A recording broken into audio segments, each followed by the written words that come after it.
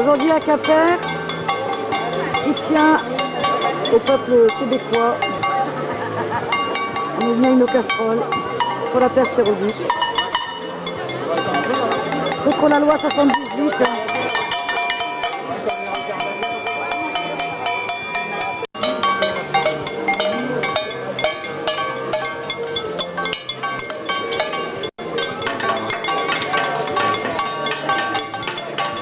Casserole, puis il y a les grandes gamelles. Là,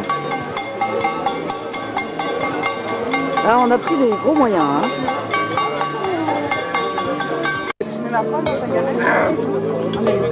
Aujourd'hui, à 10h, 49 personnes, parmi quelques 1200 signatures d'une lettre contre l'infâme loi spéciale, prennent la rue pour se rendre au bureau du Premier ministre du Québec et du chef du Parti libéral. Elles remettront une lettre vibrante dénonçant haut et fort les affronts aux lois et libertés que constitue la loi 78. Cet événement spécial qui réunit les artistes, les intellectuels, les syndicalistes. C'est un agent de répression contre les étudiants, sur les étudiantes et les étudiants, car elle oblige les syndicats à être responsables du comportement de chacun de ses membres lors d'une manifestation qu'ils auraient organisée, ou encore lors de leur prestation de travail sous peine d'amende proprement destructrice, 125 000 $ par jour. On peut même être coupable par omission, stipulant les articles 13 et 14. Les artistes dénoncent particulièrement l'attaque faite à la liberté d'expression. Les intellectuels rejettent avec véhémence les atteintes à la liberté de conscience et l'instrumentalisation des enseignantes et des enseignants contre les étudiantes et les étudiants. Finalement, les syndicalistes s'opposent aux restrictions intolérables à la liberté d'expression. Toutes et tous vêtus de noir portant le carré rouge, ils exigent l'abrogation immédiate de cette loi abusive, liberticide et totalitaire. Le noir symbolise notre démocratie endeuillée et bien sûr le carré rouge, la recherche de la justice sociale.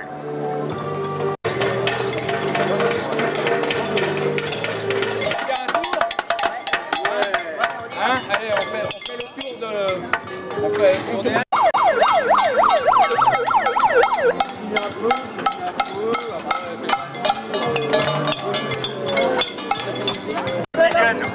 En fait, ça a été voté, il y a des lois qui ont été votées le 15 novembre 2001, donc par le gouvernement Jospin, socialiste, adoptées dans l'urgence au lendemain des attentats du 11 septembre 2001. Cet ensemble de lois a été recueilli marque un tournant dans les lois dites sécuritaires. Mesures d'exception prises dans l'urgence, certains points sont jugés anticonstitutionnels et seront validés par la suite. Leur introduction dans la loi va les pérenniser et élargir leur vocation d'application aux délits les plus mineurs, tels que les prélèvements d'ADN.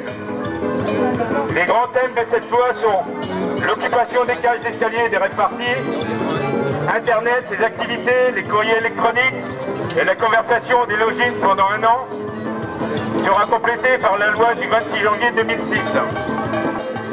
La loi les oblige à conserver pendant 1 an les informations sur les activités de leurs clients. Les informations concernées sont relatives au courrier électronique et autres activités Internet.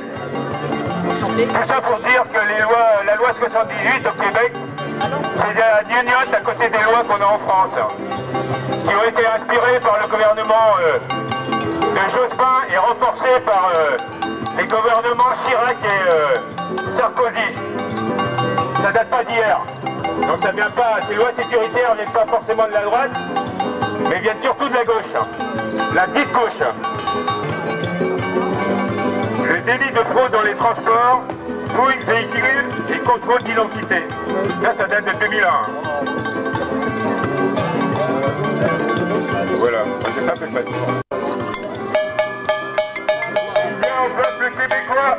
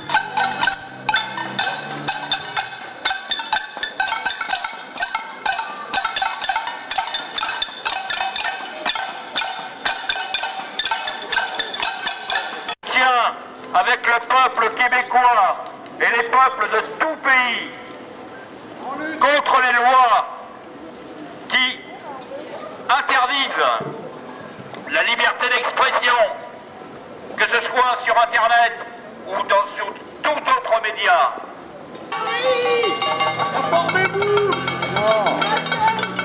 Aujourd'hui, à Montréal, 21 juin 2012, à 10h, 49 personnes, parmi quelques 1200 signataires d'une lettre contre l'infâme loi spéciale, prennent la rue pour se rendre au bureau du Premier ministre du Québec, du chef du Parti libéral. Elles remettront une lettre vibrante, dénonçant haut et fort les affronts aux droits et libertés que constitue la loi 78. Cet événement spécial réunit des artistes, des intellectuels et des syndicalistes. Celle-ci laisse à l'arbitraire d'un policier de juger si une personne en a amené une autre à enfreindre la loi en portant un carré rouge, ici sur votre poitrine, ou en faisant lire un extrait de Victor Hugo. De plus, elle transforme les professeurs en agents de répression contre les étudiantes et les étudiants, car elle oblige les syndicats à être responsables du comportement de chacun de ses membres lors d'une manifestation qu'il aurait organisée, ou encore lors de leur prestation de travail, sous peine d'amende proprement destructrice, 125 000 $ par jour. On peut même être coupable par omission, stipule les articles 13 et 14. Les artistes dénoncent particulièrement l'attaque faite à la liberté d'expression. Les intellectuels les rejettent avec véhémence, les atteintes à la liberté de conscience et l'instrumentalisation des enseignantes et enseignants contre les étudiantes et étudiants. Finalement, les syndicalistes s'opposent aux restrictions intolérables à la liberté d'association. Toutes et tous vêtus de noir et portant le carré rouge, ils exigent l'abrogation immédiate de cette loi abusive, liberticide et totalitaire. Le noir symbolise notre démocratie endeuillée et bien sûr le carré rouge, la recherche de la justice sociale.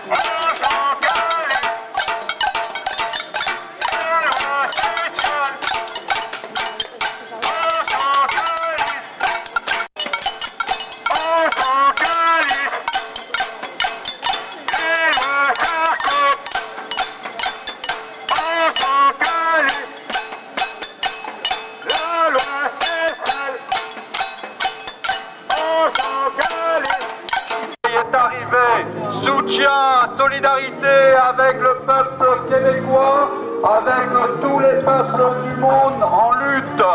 Aujourd'hui, 23 juin, les Québécois sont en lutte depuis le mois de janvier contre la loi répressive de 1978. En France, nous avons un nouveau gouvernement. Un nouveau gouvernement qui a mis en place, il y a quelques années, les lois contre la délinquance, les lois contre le terrorisme qui bafouent toutes les libertés. 1, 2. Tout le monde se réveille, l'Australie, les pays arabes, l'Espagne, la Grèce, le Québec, partout, il y a des luttes. Et nous, qu'attendons-nous pour le réveil? Ouvrez les yeux! On n'a jamais été aussi près du but! Fermez votre télé! Allumez vos...